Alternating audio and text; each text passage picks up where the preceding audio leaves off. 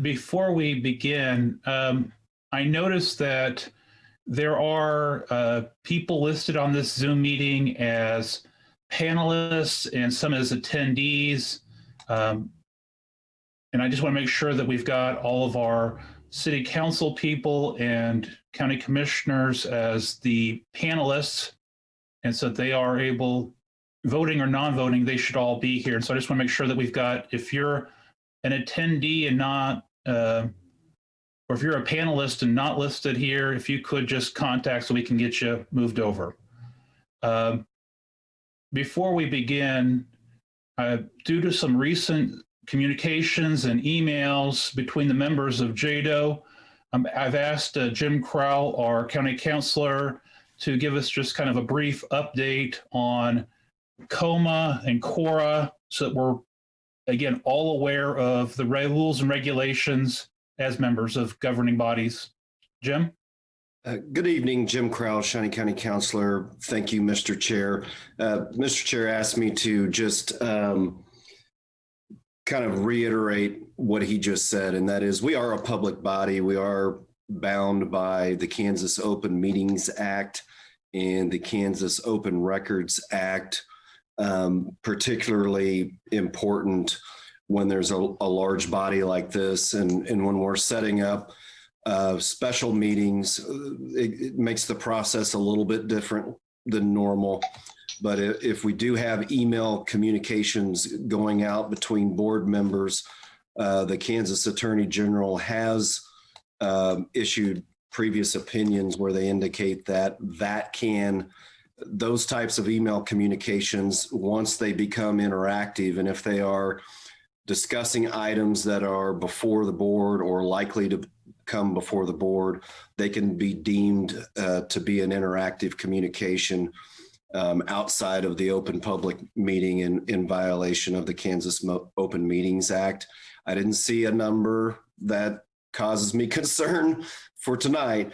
It's just something as a reminder to everyone. We remind ourselves on the county side from time to time to be careful with email communications between board members, because once that starts to become interactive, it could you could accidentally bring yourselves into a violation. So we just wanted to give that quick update. Thank you.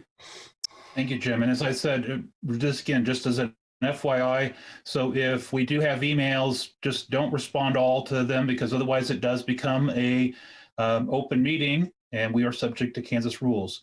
At this time, this is a special JEDO board meeting that was called by and requested by a board member, and that being Commissioner Mays. And at this time, Commissioner, I'm going to go ahead and turn the floor over to you.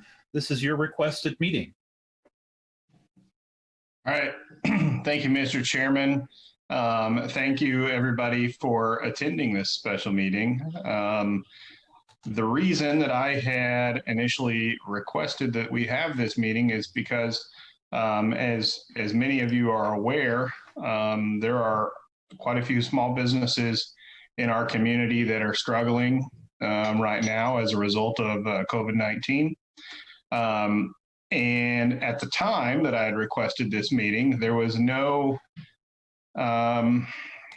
it didn't appear that there was any possibility of Congress taking any kind of action anytime soon. So as I'm sure we all know, there has been some congressional action in the last few days.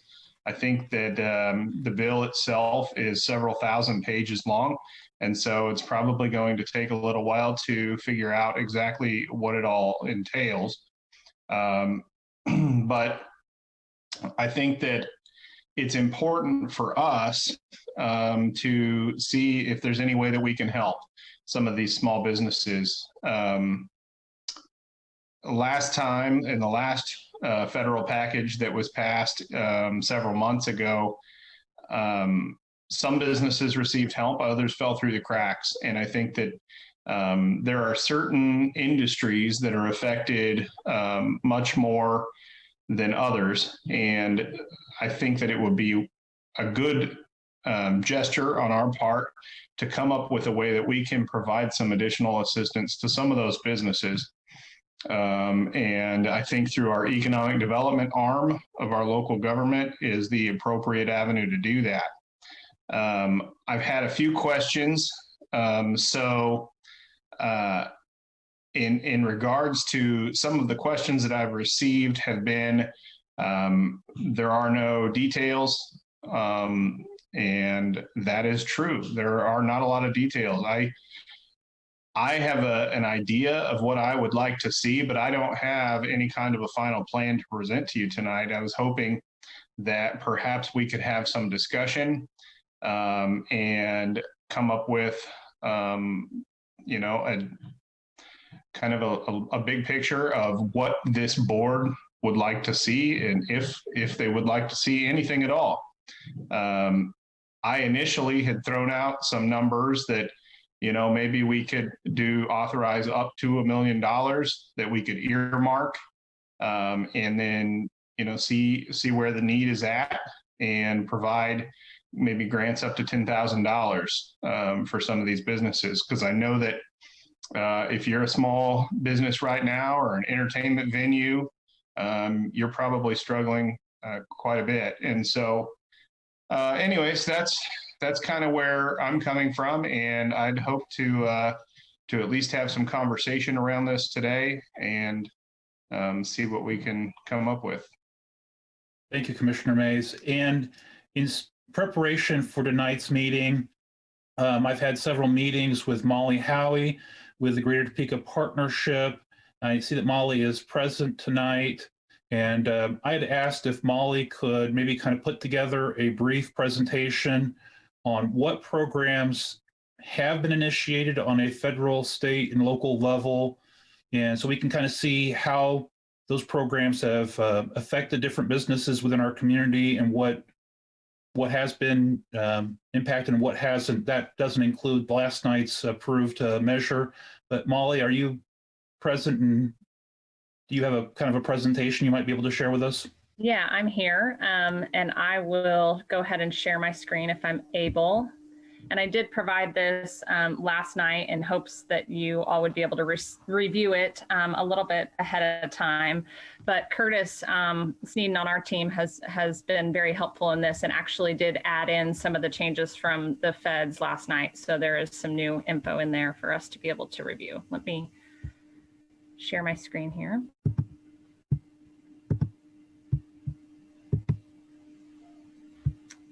Okay. I think you can you all see my slides, Mr. Chair? Is that a yes? Okay. Okay, so, you know, yes, I can see your slides. Sorry, okay. I forgot to unmute. You're fine. We just took each of the programs that have been rolled out from the federal, state, and local levels and hit the highlights and talked about the eligibility and the terms. And that way you all have kind of the universe of what the funding resources look like in response to the pandemic. So we have the EIDL loans here, and you can all see the terms and the highlights, but each one of these has kind of a different set of caveats to look at when you are trying to figure out who applies and who what types of companies would be able to benefit from these. So you know, working capital loans up to 150,000, interest rates pretty low, up to a 30-year term. This is for sole proprietors or 500 or fewer employees. Let's see, must have been in existence on January 31st, 2020 and suffered substantial economic injury due to COVID-19. This next slide is where Curtis kind of laid in the new info. EIDL loans no longer count against PPP forgiveness with the new federally proposed bill. Paycheck Protection Program, a lot of folks have taken advantage of this, and there have been some changes there too. So I'm just going to jump ahead to that because there's quite a few. 501c6s can now apply. The PPP program was refunded at $248 billion.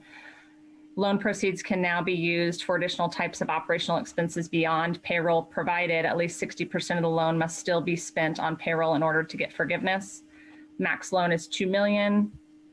A new second draw loan program for companies who already got the PPP loan the first time around.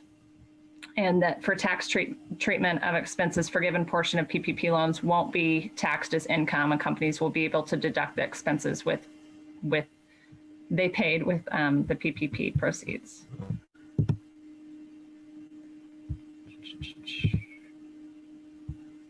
Oops, that's a duplicate. Okay, and then moving on to the employee retention tax credit. I believe there's some changes here too, so I'll just fast forward to that one. It's been extended through February 28th, 2021. And credit is raised from credit amount 10,000 per year and per employee. Businesses can now get a PPP loan and take this tax credit. They just can't use both programs on the wages of the same employees. So, I mean, as you move through here, there's a lot of different resources. And I think,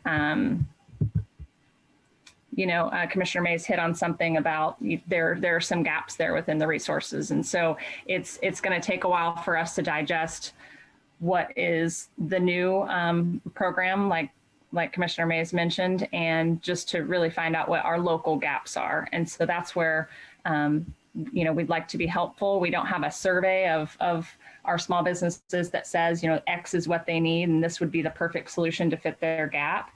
But I think that we could get to a point where we could offer something that does meet those needs if that is the pleasure of this body. We move down to state programs.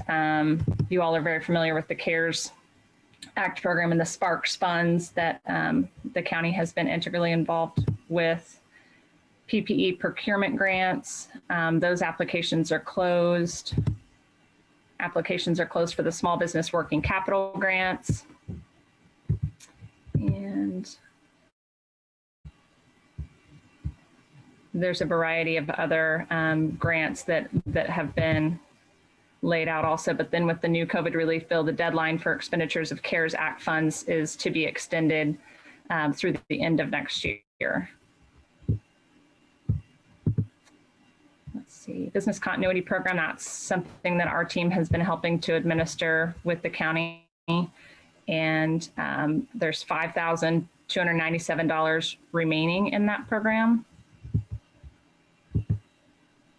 And then we move down to the local programs that you all have been familiar with all along the way of the host private program, which has about $4,000 left, but that's the side of the program that where we purchased gift cards from restaurants and then gave those to displaced workers. And then the host public side, oops. All funds have been distributed from the public side of that grant that you all approved earlier this spring when the pandemic hit. So we've had a variety of 5,000, 10,000 increments and different criteria for each one. So it's really hard to keep track of where a business fits best. But I just wanted to be able to provide that information for you all, and we can reference it and go back and look at it if you'd like. Just thought it would be a great baseline for discussion. Molly, as we get into the discussion and you having worked with the partnership and GoToPika and JEDO for a number of years, if the JEDO board was wanting to maybe look at a new program or new initiative, what are some of the ways that we've developed new initiatives in the past? Yeah, that's a good question. I mean, a lot of times we bring to you a fully vetted project that we have worked through our board of directors and maybe other volunteers in the community that are passionate about a certain area. So sometimes we bring a product that is ready to be acted upon. I don't think we're in that situation at this point, but the landscape is changing day by day and sometimes hour by hour. So I would offer up that our staff would be willing to, have discussions with anyone on this board that is passionate about this topic. And if you want to, have some subsequent meetings after this to kind of ferret out the details and figure out what is best for our unique situation in Topeka and Shawnee County, we could do that. And if you'd like to add in any other members of the community from a volunteer aspect, I'm sure there are members of our boards and councils that may want to join in on that conversation as well. But so a task force of sorts is something that we have done in the past and I think has worked quite well. And that's one way that we could continue this conversation and get to the level of detail that would make everyone feel comfortable. Commissioner Mays, again, this was a meeting that you had requested after looking at the impact of local businesses and maybe some businesses that had been maybe kind of fallen through the cracks. And after this presentation, and again, this is a discussion item tonight. Do you have maybe kind of some thoughts or some leadership that you would like to see us go in a direction? Well, I certainly what I would like to see is some sort of a program that is designed for locally owned businesses. I think it's important that the businesses we're helping are owned by residents of Shawnee County. And then I'd also like to see it for smaller businesses. So businesses that have maybe less than 50 full-time employees. And so an impact of a grant of say $5,000 to $10,000 would probably make more of a difference with a small business than it would a larger company. And what I'd like to see is that money be available to as many businesses as possible. As I flip through the slides that were sent out, the host program, the fact that we spent or distributed all of those funds in a pretty quick manner, I think shows that the need is there. I think that was a successful program. That was $537,000 that we distributed to qualifying businesses and $5,000 at a time. So, I mean, it's a pretty big impact, but that was primarily months ago. Molly, do you have any idea how long ago those funds were depleted? Actually, I'll call upon Glenda. She's been managing that, but there have been a few different rounds, and I believe Glenda's still on here. The format's kind of odd, so I can't see everyone. Glenda, are you on? So for the host program, those funds were depleted earlier this month. We just wrapped up that program. We knew that by the end of the year, we needed to use that money. And so we aggressively went to businesses to assist them. So it was this month that we completed that program. One other thing that I noticed by looking at this slide deck is that there are a lot of options. And I worry that for a small business owner who's struggling to survive right now, it might be tough to navigate this landscape. Are there resources available to small business owners to assist them in applying for these grants and finding the ones that they're eligible for? Molly, you want me to? Sure. Yes, we do provide resources to small businesses around the community. We actually, when they call in, we do sort of a quick survey to see what they want, what they need, and what best fits them. And then once they get, that out of the way, then we work with them to make sure that they're completing the application and all of that. So we do provide resources. We also have a partner in the Small Business Administration because they actually tell businesses about the resources that we provide and then send them to us. So there is everybody that's in the small business world is very knowledgeable about all of those small business programs, and they're helping us kind of tell the story. Molly, when we recently had our JEDO meeting this month, we approved a 2021 budget. And one of the things that we did was we addressed our cash carry forward account. If we were looking at initiating a new program, can the cash carry forward be used for initiation of a new program? And does the Greater Topeka Partnership, have you looked at what that may be? Yeah, so if you'll remember, we had $5 million of the 11.1, I believe it was, set aside for deal closing funds, which is a little light compared to our peers. I know that sounds like it would be a great fund and a great amount for deal closing, but it's pretty light compared to our peers. And then, so if we took that and left the 5 million as a part of the 11 that's carried forward, that left about 700,000, a little over 700,000, if I remember right, in the carry forward that was unencumbered. So those funds are available. And if that was something that this body would like to move forward with, then you would just need to approve the expenditure, or at least the encumbrance of those funds for this purpose. There was also money that was allocated for the IMBD that Glenda Washington works on that we carried forward as well. How much was that? You would throw that at me. I don't remember. Glenda, do you remember how much carry forward is? I don't have that document in front of me, but I could pull it up while we're waiting. I don't know exactly how much. I apologize for that. Was it? Yeah. So I wanted to say that it was 200,000. Does that sound? I think it may be a bit more than that. And Yeah. like I said, I can pull it up here in my email behind the scenes as we talk.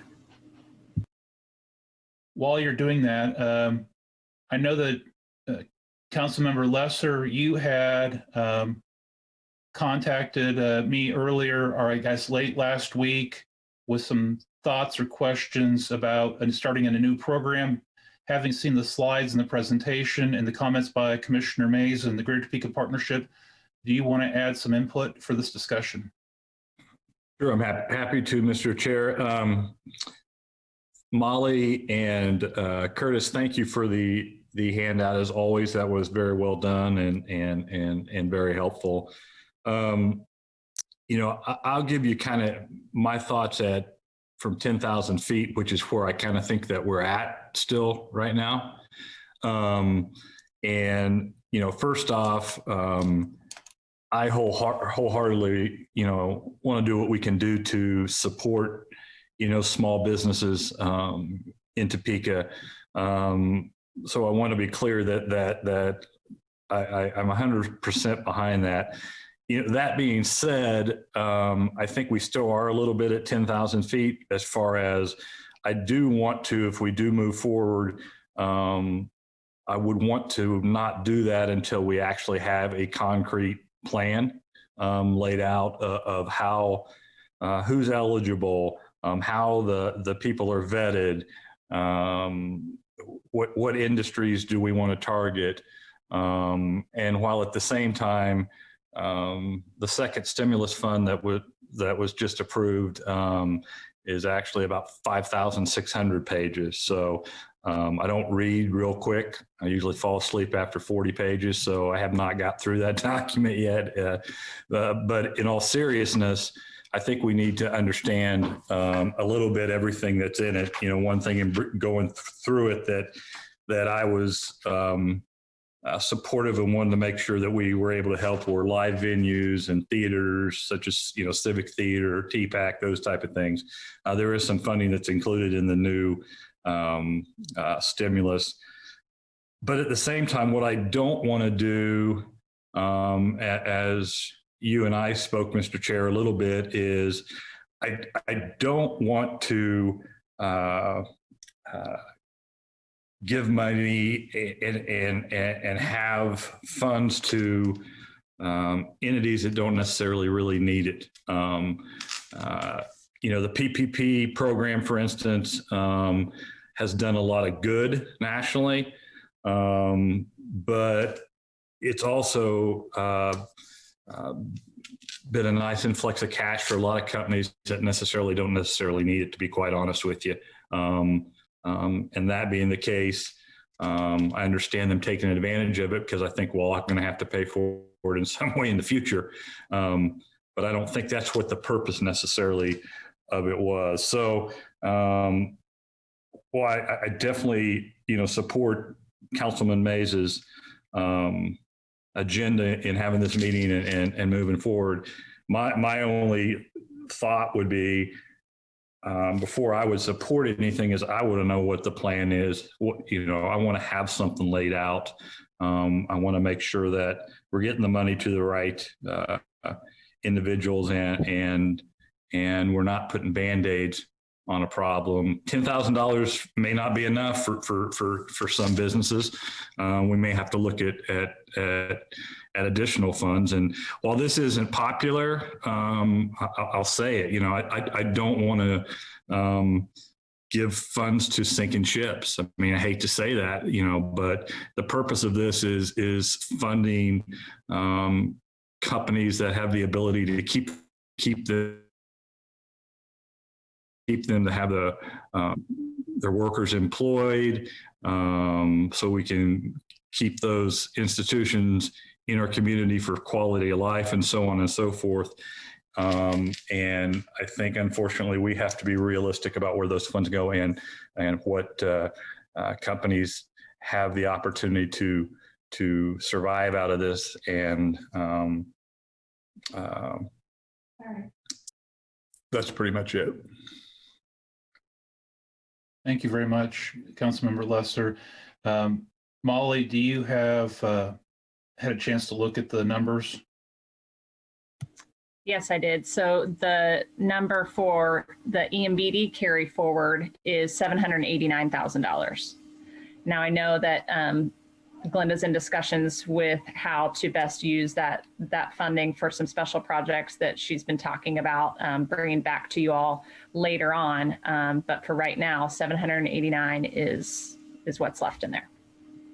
So between that, as well as the amount that we discussed earlier, we would have over $1 million potentially available for a program or initiative once this gets maybe a little bit more developed.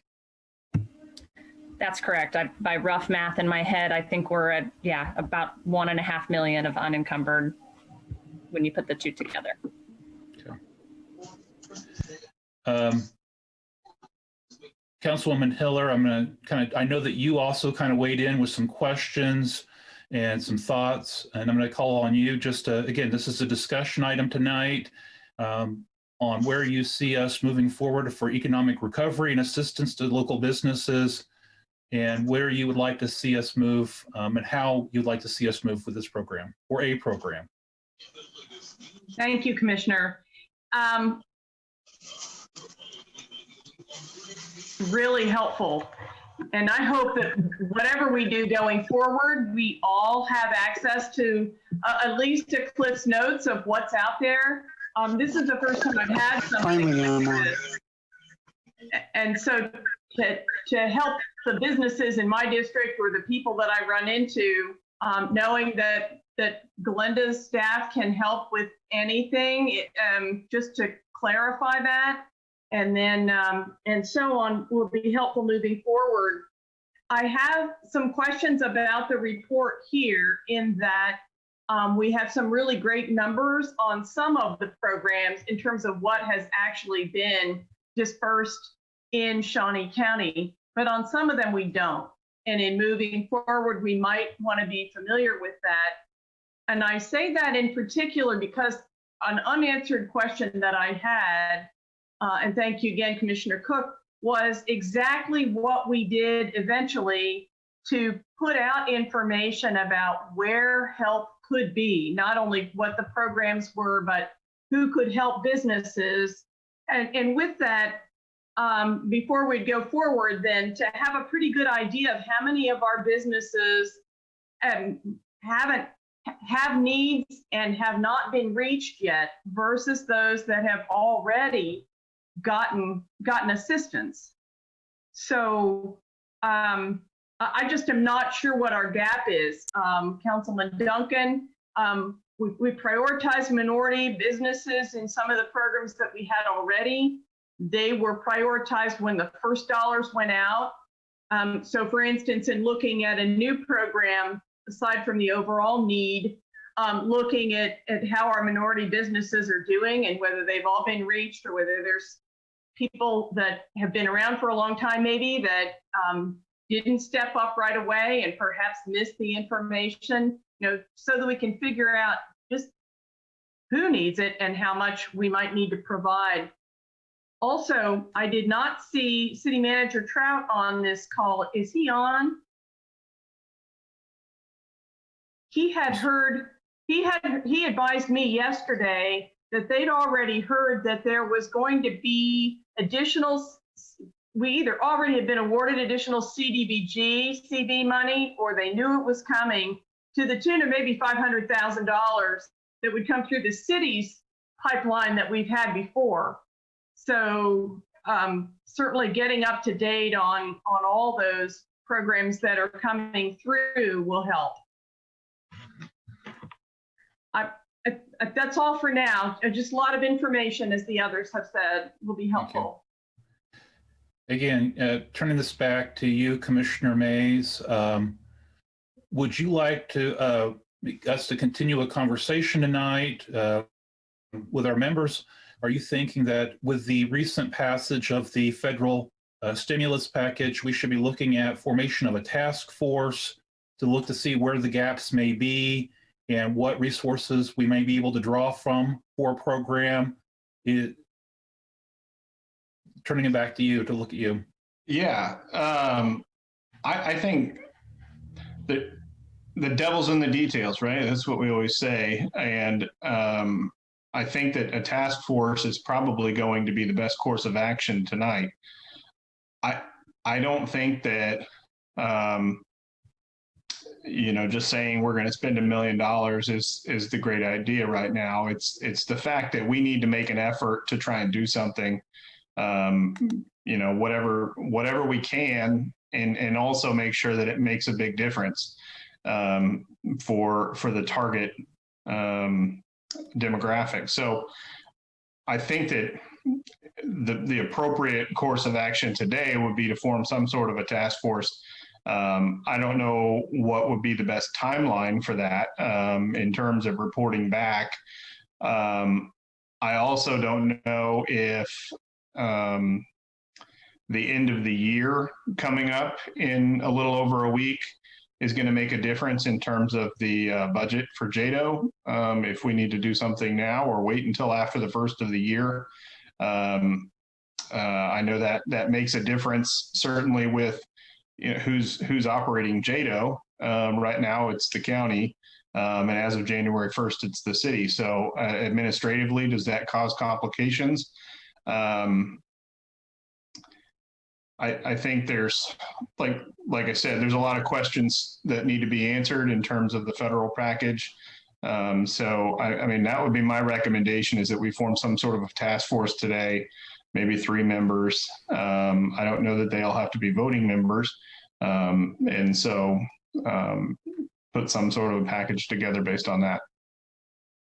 Let's kind of maybe take that apart just a little bit, and let's talk about the budget first. I think that's probably the first part. Molly, with our budget that we approved and the cash carry forward that we approved at the December JEDO meeting, do we need to encumber those funds or set aside that or amend the budget in order to look at new initiatives? Yeah, so it wouldn't be a rare occurrence for us to draw from those dollars. We've done that in the past, and I think it's just a matter of formalizing that ask and saying that we'd like to encumber X amount of dollars for this purpose, and that can be done now, or it can be done when the task force brings back their final report. Timing really, at the end of the year, it doesn't make a difference when you're talking about that. And again, we have those 2 pools to draw from. One pool has already been allocated and the other pool has not yet been allocated. Is that, again, correct? Yeah, well, if you're talking about just the standard carry forward, we had that the 5 million that we kind of put a fence around for deal closing, and then the 700, it's close to 800, I believe, that's unencumbered from the standard carry forward. And then there's separate, as you asked before, the 789 from the Minority and Women Business Development. Now that would have certain criteria, so we need to look at, depending on what the task force comes up with, if a portion or any of those dollars would meet that criteria to be able to draw down from. Okay. And then the second part, I guess, Commissioner Mays was looking at if we form a task force, the reporting back timeline. Our next JEDO board meeting is not officially scheduled until, Molly, it's February the 10th. 10th. Thank you. But February the 10th, but the mayor as the chair would always have the ability to call a meeting before then if needed. So I kind of look to the group. I mean, is there a comments, thoughts, processes? Councilmember Lesser? I just had two things I also wanted to point out, prior to that is one thing I did notice as we move forward with the task force and keep in mind is one of the consistencies I have seen in reviewing, some of the past stimulus and this stimulus.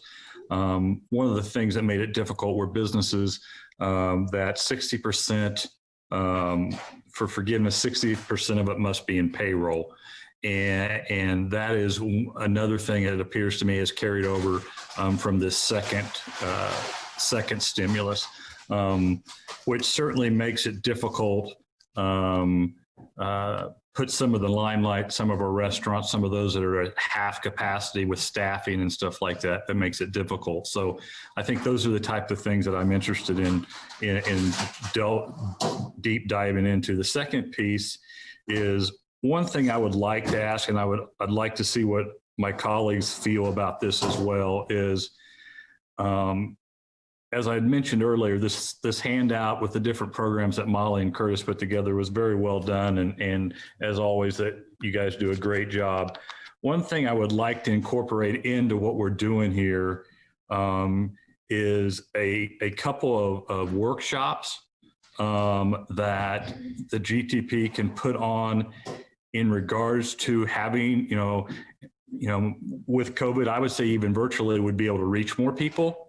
But on a Saturday or a couple Saturdays a month, a workshop that outlines, the different programs that are available, especially then the new one that we then talk about putting together, and that includes, and how do you apply for the programs? Some accounting assistance, some banking assistance, some attorney assistance, and at the end of when the program is, I would like there to be a question and answer session where some basic questions can be answered from some of the people that you're putting that are watching the program, because I think that's a problem that a lot of people face too. Is not only are they struggling with the lack of funds, but also where did I go get it? How do I apply to it?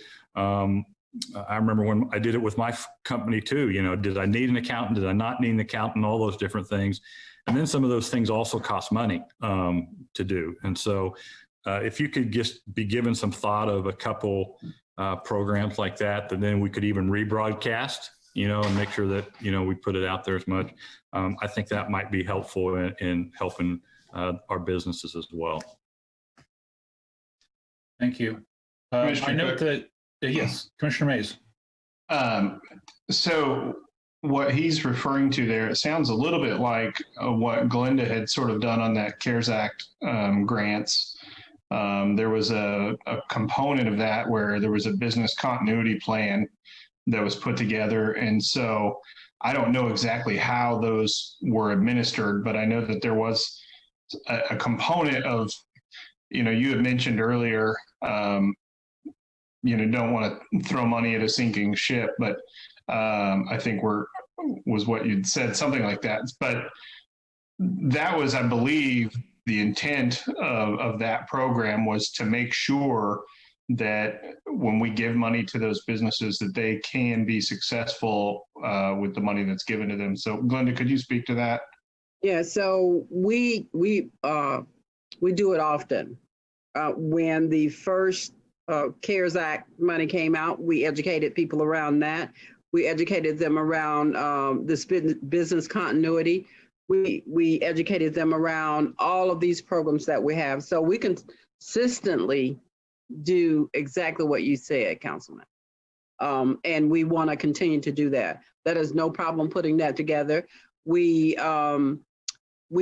actually brought in this last one, brought in the people from the state to help us put on some workshops. So, I mean, we call on all our resources, state, the SBA, all of them to help us educate the public so they will know where, how to apply, where the holes are, and how to fill those holes. So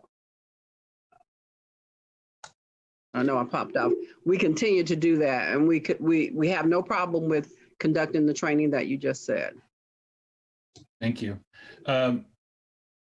City Manager Trout, I note that you are now listed as a panelist, and I know that Councilwoman Hiller had indicated some money through some different programs. Do you have some maybe comments or insight for us as well? Sure, thank you, Chair. For us, we initially received $800,000 through CDBG coronavirus funding. And with that, we designated it for small business, created a program that allows a $20,000 grant to businesses that meet, mostly it has to relate to either a low to moderate income person or their employees are low to moderate income. We've been going through that money pretty quick. Right now, I think we've allocated $531,000. That was as of about 2 weeks ago of that $800,000. Since then, the HUD gave us another additional $500,000 to be able to help us with small businesses, and we continue.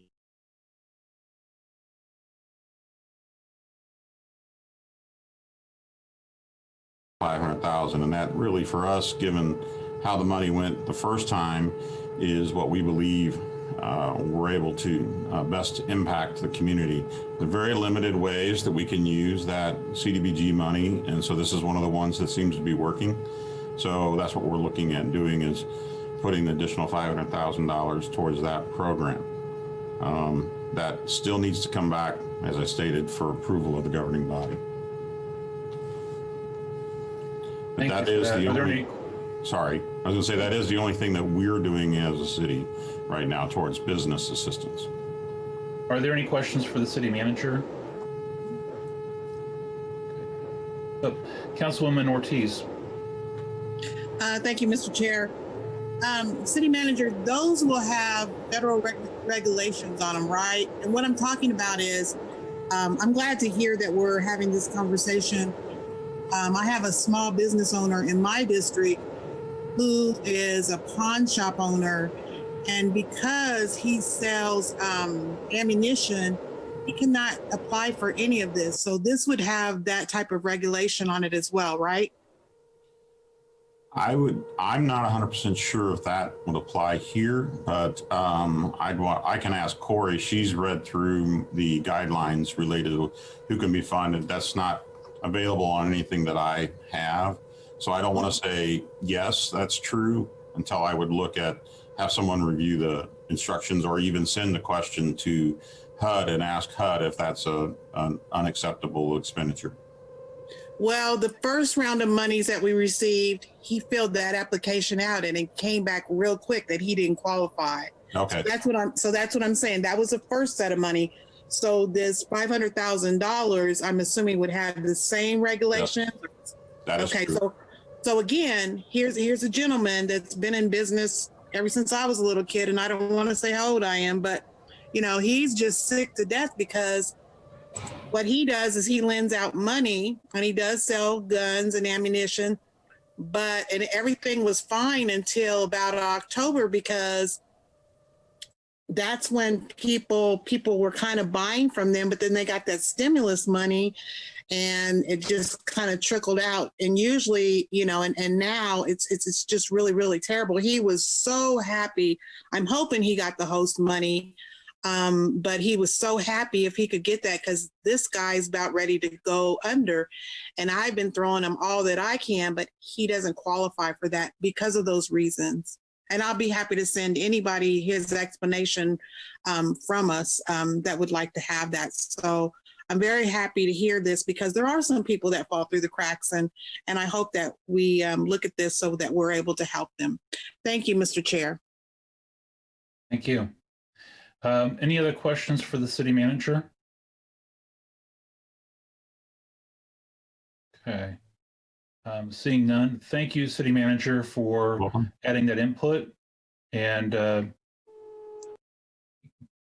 going kind of, I guess, Commissioner, if we can break your proposal maybe into the two pieces. And the first is the allocation of the cash carry forward. Molly, do you kind of have a number that we would be looking at that we could up to amount? Yeah, so I got the right number for what's left unencumbered in the carry forward, not including the minority and women business development portion, and that's 706,821. So 706,821. Yeah, correct. So at this point, would there be a motion by the board regarding an allocation of the cash carry forward, again, for economic recovery for local businesses, and in what amount?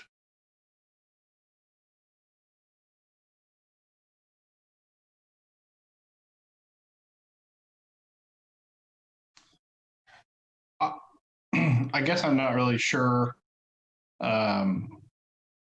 what I'm not clear, I think, on what exactly we're doing. I mean, we're earmarking the funds, but not necessarily spending the money. Correct. Is that okay? That would be correct. It would be setting that aside, specifically earmarking up to, we have 706,821 that could be specifically earmarked and set aside, encumbered for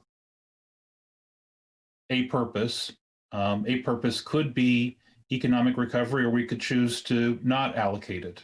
But if we wanted to specifically allocate it to look at in 2021, that would be a purpose to do so. Again, it doesn't say we have to. This would be an action taken at a future time by the board, but kind of setting that as a potential for future action. When the time comes, I might make that motion, but I'd like to kind of get a sense of if everybody feels comfortable with that before we get to that point. And I'll open it up for discussion then. Councilwoman Heller? Thank you. I may just need some clarity on the money that we set aside from JEDO before. There was $1 million, and the report here says that something like $571,000 of it had been spent. And I remember at the beginning, we decided to disperse it in not just all at once and not hurry it, but to stagger it out. I want to say the last round would have been November. So I need a little help in the jump between 571,000 or whatever that number is, it's close to that, and $1 million in terms of where the rest of that money is designated. I know that Glenda said it was spent, but I find it hard to think we spent $400 and some thousand in since this was printed. Yeah, no, that's not the case. I'll offer up one bit of info to maybe trigger our brains a bit, and then Glenda can chime in. But the $1 million for hosts that we set aside came from a combination of sources, some being from the carry forward, some being from small business, and some being from small business incentive money that was set aside, and then some from the carry forward. And Glenda, do you want to chime in on the 537 or 571, whatever it was? Yes. So we use the money that we got from your approval, as well as some of the incentive money. And so those are the two numbers combined. So everybody that applied for it, we use incentive money and some carry forward money. So we are out of incentive money as well as the money that you approved. So that was $1 million, the combination. So what we use for incentive is that $500,000. I mean, for this program. So the other 400 was not COVID. Small business incentive. Okay, so those were like new businesses or growth? New and existing businesses. Okay, Mm-hmm. thank you. I remembered that there was a sandwich in the source of the money, but I guess I thought it was all getting used for COVID. Okay, thank you. Yeah, you're welcome. Councilmember Duncan, I know that you kind of had some insight and some looking at different programs. Do you have some thoughts on the proposals or the discussion so far tonight? Sure, for whatever they're worth here from the peanut gallery over here. I'll just say a few things. First of all, I'm supportive of this idea in general. So we'll start there. I mean, I do think that this is exactly why JEDO exists. I mean, we're always there to look at bringing things to Topeka and the bigger picture. But I think in times like these, if we have the ability and the resources to step in, preserving what we have is just as important right now. And so I'll put at least my mark there that I think this is a good idea as a concept. I support some of what Commissioner May said, in that I would prefer a more focused program on whether that's 50 or less, but true smaller businesses. And I don't want to leave some of those medium-sized out, but my day job is through the associations that I work with. I represent in total several thousand plus businesses across the state who fit into those categories. And I see firsthand where some of those are segmented out. And those ones that are in that 50 or less category are really hurting. I won't say more than anyone because that's not fair. Everybody's hurting. But it's been harder for them to access a lot of the programs that have already existed. They're the ones who've kind of been left out, not through anybody's fault, but through sort of how the bureaucracy has worked both on the state and federal levels. And so I think there's a real need there. So I do like the idea of focusing it on some parameters that include the size and to Councilmember Lesser's point, making sure that they are in need, but can use it to move forward. And I think all those parameters exist and can be grouped together if a group can get together and do some of that. They've already been established at different levels, both here through the partnership and through some of the state programs and even the federal programs. So I don't think we need to reinvent the wheel. I think we can kind of bring all that stuff together and put something together that fits Topeka pretty quick.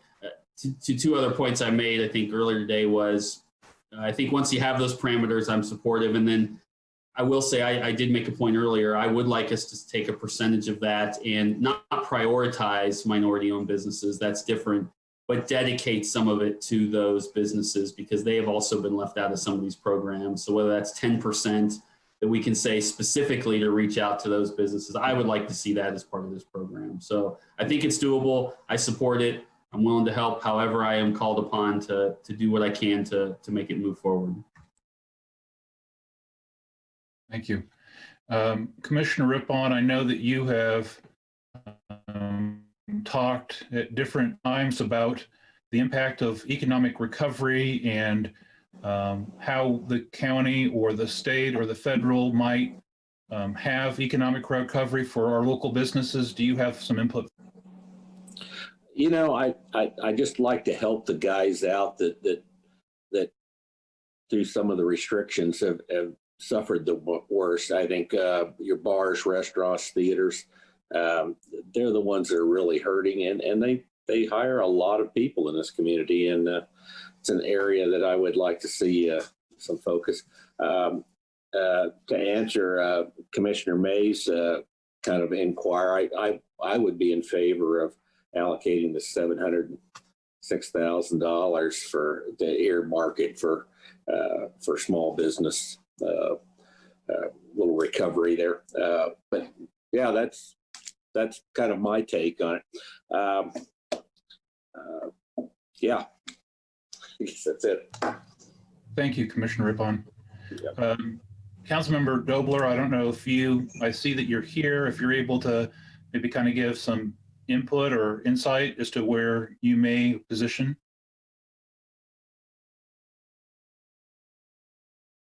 Yeah, let me find my mute and camera here. I'm fully supportive of moving forward with. I like the proposal. I certainly like. I mean, the 700,000 seems like a reasonable earmark. I think some of the details that need to be worked out are what the upper limit would be for these grants. I believe I saw some indication of 10,000 as an upper limit. And then the second thing is how exactly people would prove that they've been adversely affected. And my gut feel is that 700,000 could go pretty quickly unless we have parameters that make sense. So appreciate the opportunity to put in my 2 cents worth. Thank you. Thank you very much, Councilmember Dobler. Councilwoman Nager, do you want to add some input? I think that thank you, Chair. I think this sounds like a great idea, especially whenever we're talking about specifically addressing our businesses that are particularly struggling. And it was brought up earlier that these are talking about restaurants and bars and theaters. These are people who hire and employ a great many individuals, and people who do not fall under kind of that outline from the PPP loans and other aid earlier that has been dispersed in talking about salaries and income. They are being in more in the service industry. They rely on those tips, and that's something that if you don't have people there, you can't provide it. So I think this is a great idea. Thank you for proposing it. Thank you, Mr. Chair. Thank you. Councilmember Emerson, I can see that you're here maybe in the dark, but you're here. You might get some input. Yeah, thank you, Chair. Yeah, I'm sorry, I'm traveling. I'd already had a trip planned out of town. So I'm traveling, but I've been listening to everything. And I am also supportive of the idea. I think I really like what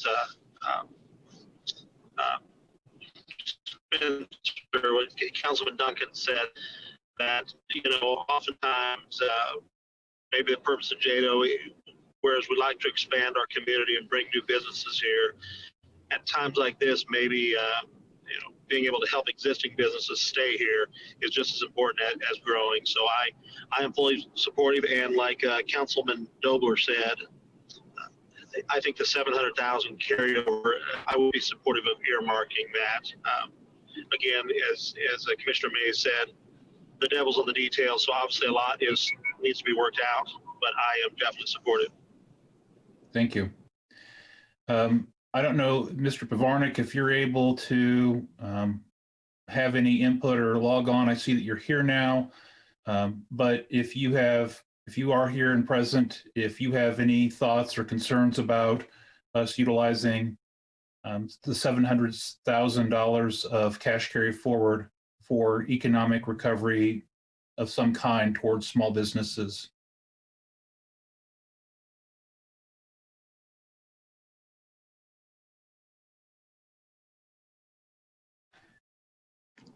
He may not be able to get on. Yeah, he's on vacation. Yes. So. Well, I think he's in the airport. Yeah. All right. No worries. I didn't want to forgo anybody the opportunity. There he is. I'm in an airport around a whole bunch of people. I trust you guys.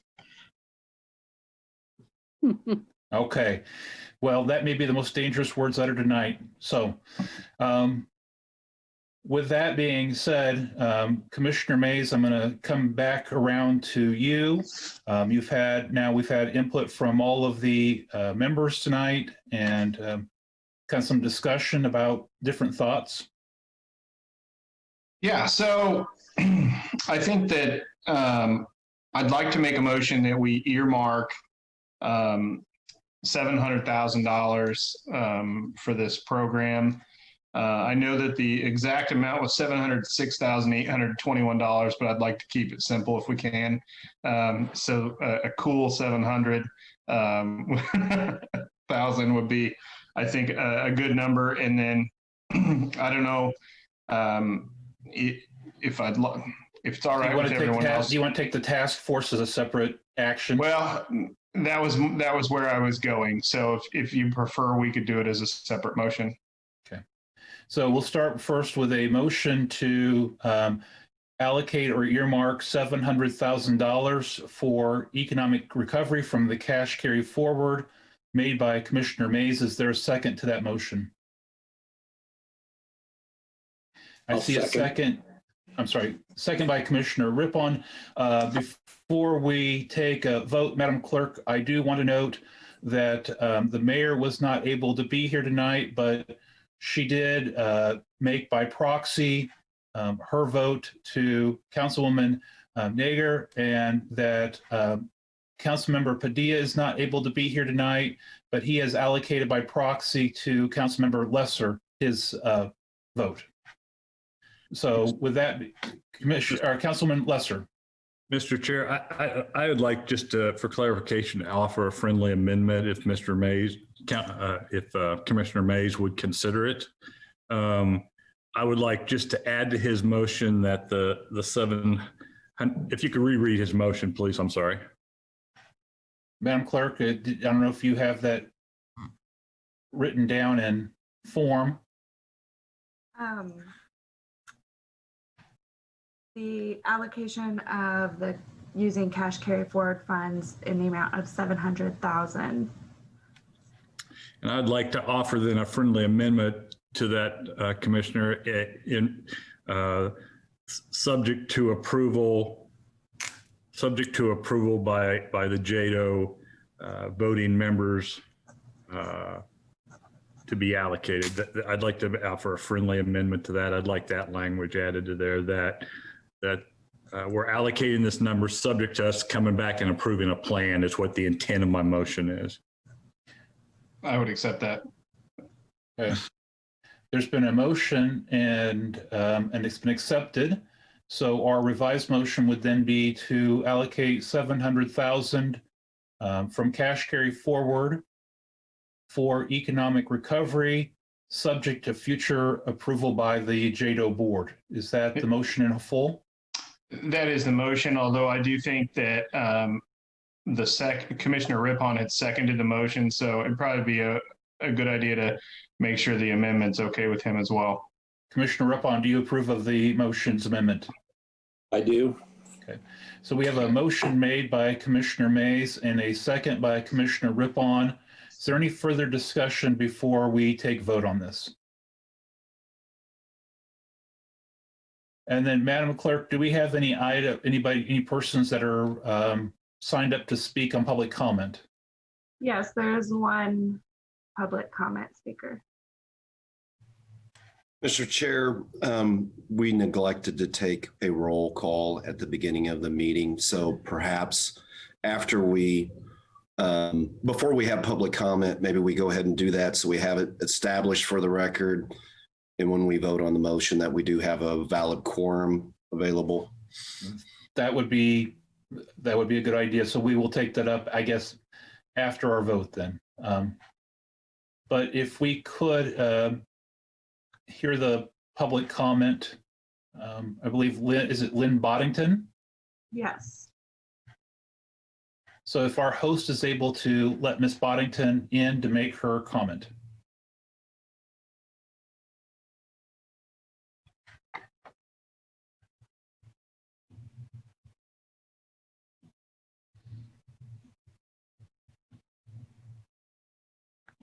Hello. Yes, Ms. Boddington. Thank you. Good evening. My name is Lynn Boddington, and I'm a member of Westminster Presbyterian Church and also a member of Topeka Jump. A few weeks ago, there was a very robust conversation about workforce transportation from this body. We're really curious about the progress for workforce transportation since there were a lot of things to accomplish before the end of the year. I did submit my questions this evening via email, and I'll just run through my 4 questions and would invite the governing body or GoTopeka to answer them. 1, a few weeks ago, GoTopeka said they were going to draft written agreements for the program. So far, what companies have agreed to participate? 2, GoTopeka presented a list of program options at the last meeting. What program options will the companies be using? 3, will these programs for all the participating companies be operational January 1st? 4, Topeka Metro kept track of a ridership report monthly. Do you know what reporting system will be in place to track the effectiveness of the new program? Those are the questions. Please let me know if you need me to repeat any of them. Again, we're just curious to know these details since the end of the year is so close. Are there any comments or discussions by the board based on the public comment made by Ms. Boddington? Seeing none, our Madam Clerk, if we can take a roll call vote on the motion and made by Commissioner Mays and seconded by Commissioner Rippon. Hi, excuse me, this is Lynn Boddington. Is there not going to be answers to my questions tonight, please? We would have, Ms. Boddington, thank you, but you are able to have the public comment. There's not a discussion by the board at this time, but that does not mean that after the vote, we could not have discussion of those questions. Thank you. Thank you. Madam Clerk, our roll call vote, please. Commissioners Rippon, Yes. Cook, Yes. Mays, Yes. Deputy Mayor Emerson, Yes. and Councilmember Lesser. Yes. And the proxy vote, again, for the mayor went to Councilmember Nager. Councilmember Nager, Yes. and then Councilmember Lesser. Yes, for myself as well as for Councilmember Padilla. I would show that it passed in accordance with our advice from our legal counsel, Mr. Crowell. Madam Clerk, can we have a roll call vote just to show who has been members present and that we did have a quorum tonight? Yes. Okay, Thank Commissioners Rippon, Here. Cook, Here. Mays, Here. Mayor De La Isla, Deputy Mayor Emerson, Here. Councilmember Padilla, Councilmember Lesser, Here. Councilmember Hiller, Here. Councilmember Valdivia Alcala, Councilmember Ortiz, Here. Councilmember Nager, Here. Councilmember Dobler, Here. Councilmember Duncan. Here. Thank you. Thank you very much. Thank you, Councilman Crowell, for keeping us orderly and on task and accountable. Commissioner Mays, I'm going to kind of turn back to you. Now that the money has been allocated for economic recovery, how would you, do you have a proposal? Well, I think that what I mentioned earlier would be forming a task force to work out the details of this. A couple of things that I had written down that were mentioned were to address the types of businesses that would be eligible, the size of the businesses that would be eligible, proof of a hardship, and a continuity plan of some kind, as well as establishing the upper limit of the amount of money that we would award. So I think those would be kind of a good starting point. The makeup of the task force is what I would have a question about. I think probably a 3-member task force would be a manageable size. I would volunteer to serve on that. But if anyone else has any other recommendations, in the I'd be past, happy to hear when them. we've had task force, we've usually done the chair and then a member from the city and then a member from the county. And seeing as how this would be transitioning to the city in 9 days, would you be willing to have the mayor serve as the chair or a member, and then have yourself as a member from the county? And then would there be a member from the city that would be willing to serve on this task force? That's certainly fine with me. Mr. Chair, I would like to nominate. I'd like to nominate Mike Lesser, Councilman Lesser, to serve on that.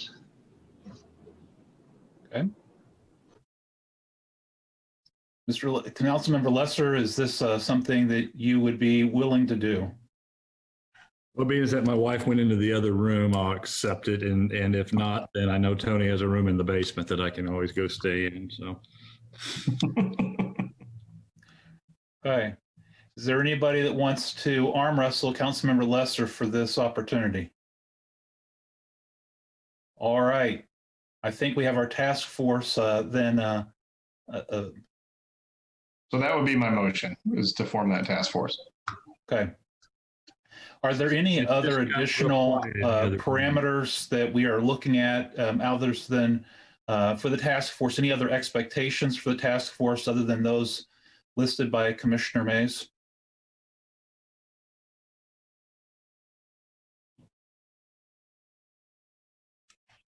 Councilwoman Ortiz. And thank you. I just want to reiterate to please consider those that have fallen through the cracks.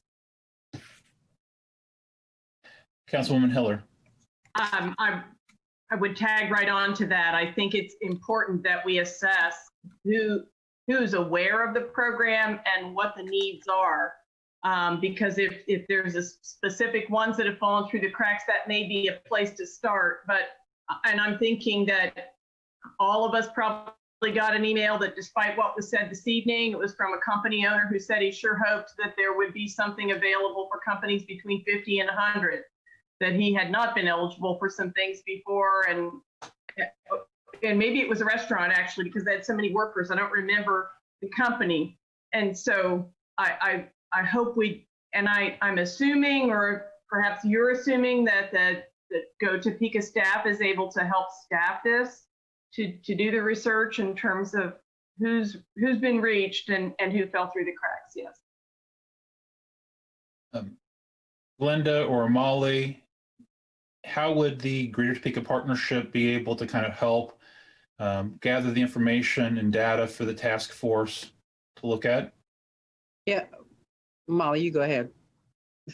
I was just going to say, of course, the programs that we have administered, we have a database to show who has been able to receive those resources. I'm not sure that we have that from the state level information and the federal. I can't answer that part unless Glenda knows. No. We could talk with the state, but on the federal level, I know we won't be able to get it. I will work with the state to see if we could get some information on our behalf. Councilwoman Ortiz. Thank you, Mr. Chair. Sorry. And if we could come up with another name so that we're not getting confused with all of these that have been out there, that would be helpful too.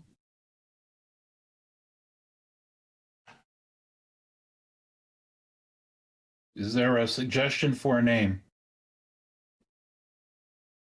I think the task force can probably come up with the name. I don't know that doing it on the fly right now is probably, who knows what we'll end up with. And that's fine. I know, like with the host, when we're trying to tell people about it, we were like, well, this is the host this, and then this is the host this, but they were two separate entities. So I would just say, okay, this is host number one, this is host number two. But when they would go and ask for it, they would just say host. So I really think we need to get something out there so that when they ask for what they're filling out or what they're looking at, that we all know. I think it'd just be helpful, very helpful. Okay, thank you. Otherwise, if we can just have this roughly known as the JEDO Local Business Recovery Task Force. Does that meet with everybody's approval?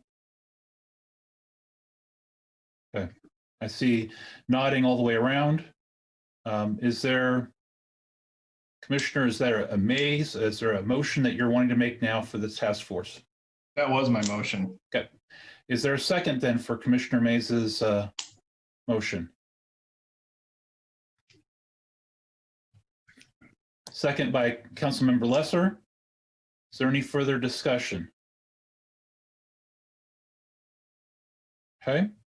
Madam Clerk, if we can have a roll call vote. Commissioners Rippon, Yes.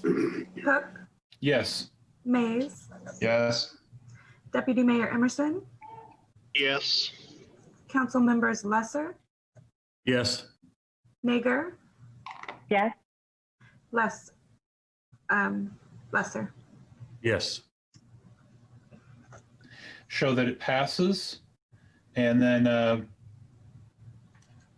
Molly, I'm going to kind of come back to you before we leave tonight. There were some questions asked by Ms. Boddington.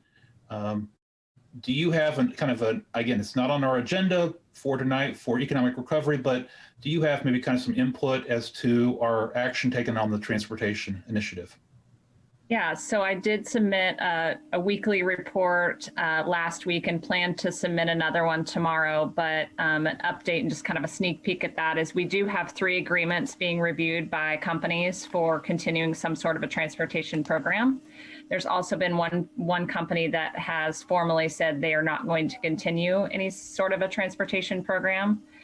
And then we do have, I believe, 2 more companies that are scheduled by the end of the year to have individual discussions with us and Bob Nugent at Topeka Metro to talk about what opportunities there are out there. So that's just a peek into this week's report, but I did share the report last week as well and would be happy to share that with Ms. Boddington. And these reports are being emailed out to all the JEDO board members? Correct.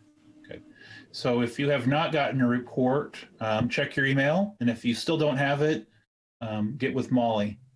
Are there any questions or any comments tonight regarding that or any other matter? Is there any further items to come before the board? Seeing none, I want to thank everyone for attending on short notice. Thank you for being here and adding the input and the discussion. Thank you for Commissioner Mays for bringing this item forward for our discussion and willing to serve. Councilmember Lesser, and someone will have to tell the mayor of her new opportunity. That's what happens when you miss a meeting.